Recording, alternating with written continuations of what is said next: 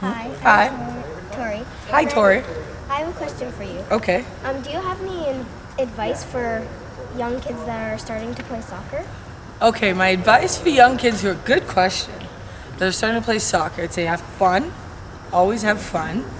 And every day you want to get better. So like every day you step in the field, you gotta want to just be better. It's not always about winning or losing. It's just about being better and always having fun and enjoying it. Every single day you gotta enjoy it. And I also think it's important to work hard every day. You know, don't just show up for practice. Be to practice, get to practice. Like, I want to be better today at dribbling. And you go and you can just dribble. Or I want to be better today at passing. You know, have a goal. That'd be my advice. Great question. Thank you. High five. Natural. Congratulations on your medal. Well, it's your medal right now, isn't it?